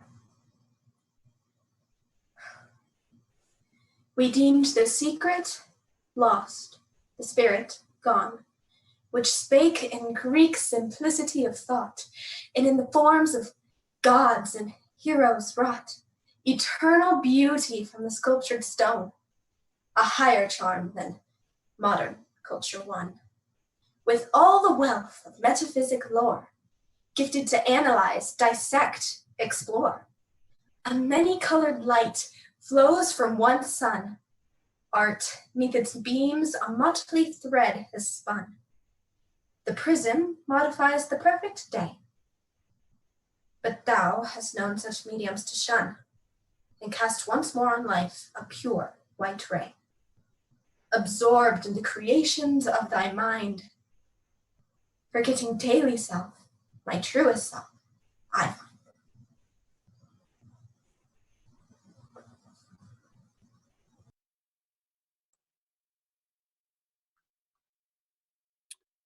Thank you, Anastasia.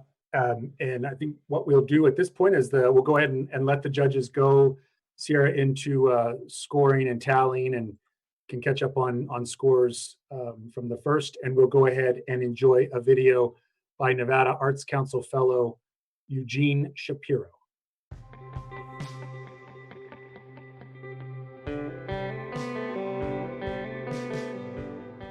My name is Eugene Shapiro, and I'm a jazz guitarist and a band leader, arranger, composer, and an educator. As far as performing, I lead a jazz quartet in town called the Shapiro Project, and we have 2 albums with my original music recorded, and we are currently preparing to record our 3rd album, for which I actually got the Fellowship Project grant. My family moved to Israel. I am Jewish, and my family moved to Israel when I was 17. And there I continued my education, and I went to Music Academy in Jerusalem. When I got to Israel, I decided to change my major and become a jazz musician, and it was mainly at that point because I wanted to learn about improvisation, because I was always curious about how music works, and not just playing from a piece of paper, which of course is great, and it's not just about the piece of paper, but I always wanted to learn how to improvise and play something that, you know, is not written. We toured the United States, and I made some connections, and at that point there was a turning point in my life when I decided I'm going to try to move to the United States and see if I can make it here like that. So I mean, I do wish that there was more opportunities and more appreciation for the genre of music that I'm passionate about, and actually I'm very grateful to the Arts Council for the opportunities that I was given. You know, I can create something and preserve it for, you know, myself and other people for their enjoyment, and document what I currently feel as a composer, and reflect on some things that happened in my life and in this country, and so on and so forth. So yeah, it came at a perfect time for me to be able to, you know, to do something. So I'm very grateful for that.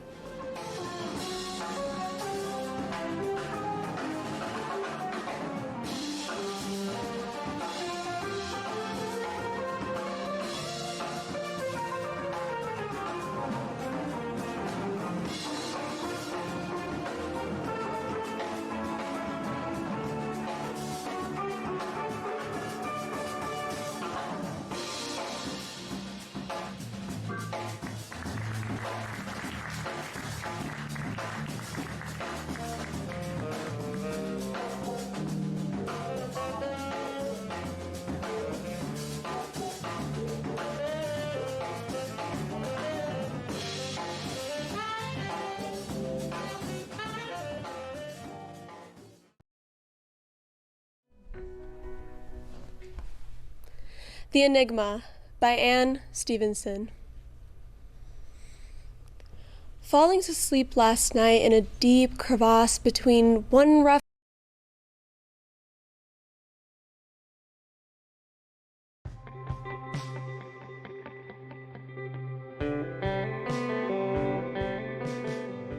My name is Bill Fox. I'm the director of the Center for Art and Environment at the Nevada Museum of Art in Reno, Nevada. And I used to, once upon a time, work at the State Arts Council. What I wanted to do was two things. I wanted to streamline the grants to arts organizations, and I wanted to start funding individual artists, which the Arts Council here in Nevada was not yet doing.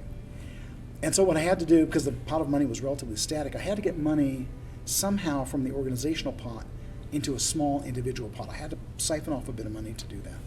Here's the thing about being an individual artist in a state such as Nevada. It's not easy. It's not cute. I mean, it's difficult in any culture to be an artist. You are, your function is, in traditional Native American terms, to walk backwards. That is, you are the fool of the tribe. You are the alternative set of eyes. You are the person who doesn't attack a problem directly. You come at it from the side and invent something new, some new solution. That's difficult work. It's not easy. And it's expensive work. Expensive in terms of it's time consuming. If you're really good at it, you're usually obsessed by it. You don't have time to go out and wait tables. You've really got to focus on what you're doing as much as possible to make art happen. So for the Arts Council to maintain a commitment to funding individual artists is a huge mark of our achievement as a state, not just as an individual agency or an arts organization or as an artist. It's all of us together growing up, and seeing that sustained commitment is really important. And again, it goes back to that traditional model of you fund the production and the distribution and the consumption, because that's how you create a public good. That's how you create education. That's how you create the arts. That's how you do all that stuff, right? So, you know, again, you just have to sort of step back and say, what does art do? There are more people in nonprofit arts organizations than there are construction workers in America. I mean, come on, it's a part of a big economy. And the nonprofit economy is the third great leg of the economy of our country. You've got government, and you've got private business, and you've got nonprofit. And there's some things in between, but those are basically the three big legs. And all three of those legs, just like the production and the distribution and consumption of art, that triad has to be supported in many different ways. And you've got to do it in a healthy, balanced fashion. You just have to remember you have to feed people. And you have to feed not just their mouth, you have to feed everything else that's inside, because then you make places where people want to be. And that are places that are healthy for people. So.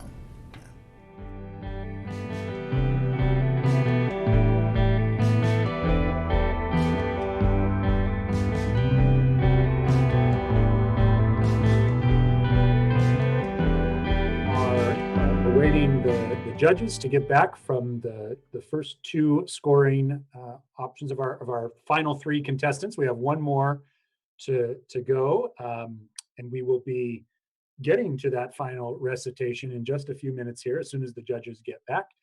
In the meantime, you get me again to talk with you a little bit more about the Arts Council and the work that we're doing. I've mentioned a lot of the CARES Act funding that we are very fortunate to be able to give. One of our partners in the state, Nevada Humanities, is another entity that's recipient of CARES Act funding. And they, through the National Endowment of the Humanities, and they are also going to be putting out some grant funds. So you can go to their website. If you're a cultural organization that may be 501c3 cultural organization that could benefit from support from Nevada Humanities. And the good thing is you can get both Arts Council funding and Nevada Humanities funding to help shore up your arts organization or cultural organization. So again, look at that. They're going to be launching their program very soon, probably within the next couple of weeks here. So we're anxious to help, and they're such a great partner with us. We support and partner with Nevada Humanities throughout the year. They are a 501c4 nonprofit, I believe. No, they're a 501c3 nonprofit, excuse me. And we are a state arts agency. It was one of these interesting dynamics that in 1967, they decided to look at state arts agencies and put them into the government side, state government, and humanities councils were 501c3 organizations, and that's how they are across the state. There are 56 of us throughout the nation serving just like we do here. Every state has a humanities council and an arts agency. We are very grateful for that. It's a good group of people, and we're all able to collaborate together and learn from each other. So again, look for the Humanities Grants Foundation funding as the CARES Act, funding that they have. check onto their website, and I know they'll be communicating that soon. It appears that all of our judges are back. And so, without further ado, we go to our last recitation for this state finals, and that is from Washoe County's Ekjot Sekhorn.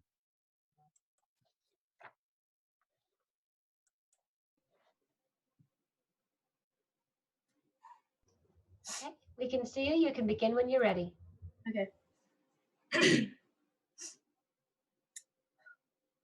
I'm offering this poem by Jimmy Santiago Baca. I'm offering this poem to you since I have nothing else to give. Keep it like a warm coat when winter comes to cover you, or like a pair of thick socks the cold cannot bite through. I love you. I have nothing else to give you, so it is a pot full of yellow corn to warm your belly in winter. It is a scarf for your head to wear over your hair, to tie up around your face. I love you. Keep it. Treasure this as you would if you were lost, needing direction. In the wilderness, life becomes when mature, and in the corner of your drawer, tucked away like a cabin or hogan in dense trees. Come knocking, and I will answer. Give you directions, and let you warm yourself by this fire. Rest by this fire, and make you feel safe. I love you. It's all I have to give, and all anyone needs to live. And to go on living inside when the world outside no longer cares if you live or die. Remember, I love you. Thank you. Thank you, Ekjot. We will take our last break now. We're down our last break, and we can tally our final scores. And please enjoy a recitation from last year's state champion, Clark County's Vanessa Aponte, during our 2019 State Poetry Out Loud Finals. The Enigma by Anne Stevenson. Falling to sleep last night in a deep crevasse between one rough dream and another, I seemed, still awake, to be stranded on a stony path. And there, the familiar enigma presented itself in the shape of a little, trembling lamb. It was lying like a pearl in the trough between one Welsh slab and another, and it was crying. I looked around, as anyone would, for its mother. Nothing was there. What did I know about lambs? Should I pick it up? Carry it? Where? What would I do if it were dying? The hand of my conscience fought with the claw of my fear. It wasn't so easy to imitate the Good Shepherd in that faded, framed Sunday school picture filtering now through the dream's daguerreotype. With the wind fallen and the moon swollen to the full, small white doubles of the creature at my feet flared like candles in the creases of the night until it looked to be alive with newborn lambs.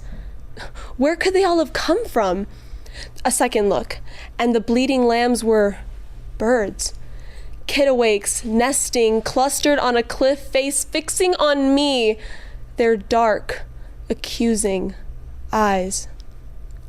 There was a kind of imperative not to touch them, yet to be of them, whatever they were. Now lambs, now birds, now floating points of light. Fireflies signaling how many lost New England summers?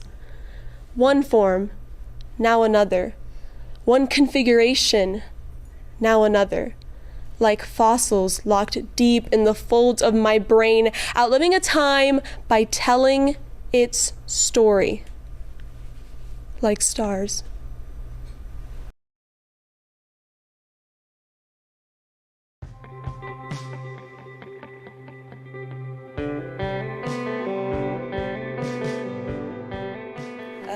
I moved here in 1994. And I had recently graduated from the MFA Master of Fine Arts program at Virginia Commonwealth University. I was writing for a newspaper in Richmond, and my husband at the time had just graduated from culinary school. And upon his graduation, we looked across the nation and said, well, where can I write and where can he chef? Of course, Las Vegas. What lies in darkness? The shed stood at the far edge of the island. Deep grass flowed beneath its boards in a flood of green, itself like water, the soil black beneath. Other places in other tongues reserved truer names for staved-in walls and shadowed corners holding death between them. Crematory, kill yard, butchery. The mothers who have come before call this place the counting house. They whisper the naming in a language that did not belong to this overlooked land, a small place, tucked behind some other small place, tucked behind God back. I find myself reflecting on those moments along the course of my journey as a writer, in which community has come together to aid me as I retreat and write, aid me as I teach and write, aid me as I am a mother and I write. And one of those community pockets that really made that possible for me has been the Nevada Arts Council, the grant that I received, the fellowship that I received.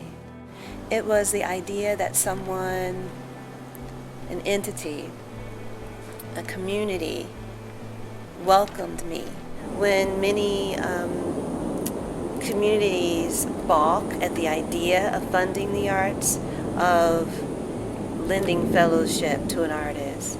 They do so because they believe that arts are not a necessary component of the way that we live. And they are a necessary fuel to community, to social congress, to our political lives, to our working lives.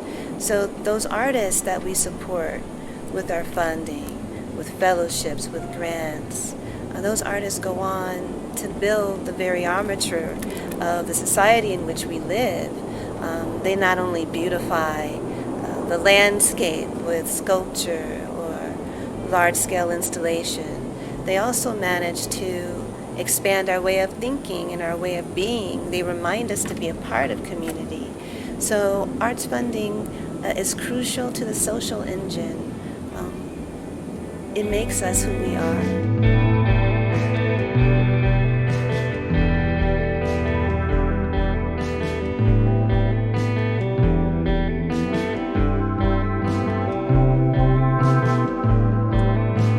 Back. The judging is complete. The winners are coming in, and we're going to take just a quick moment to highlight the awards that we have for the winners. There's some cash awards that each winner will receive, but in addition to that, we have some hand-blown glass globes that were produced by Domsky Glass Studio in Las Vegas. We have a first, second, and third place. I believe you'll be able to see those on your screen. Beautiful pieces that Domsky Glass has done over the last couple of years for us. And again, a keepsake that our winners will be able to carry with them wherever they go and throughout their lives. So we're grateful and thankful for Domsky Glass, and certainly it appears that we are almost ready to announce our award winners. So hang with me here. I have third and second, and I'm just waiting on first place, and it is in. So these are real-time results, everyone. So here we go, drum roll. So in third place for Poetry Out Loud 2020 Nevada State Finals from Douglas County, Laura Cassidy. Laura, congratulations. Very excited for you. Yes, let's go ahead and do a virtual applause for Laura.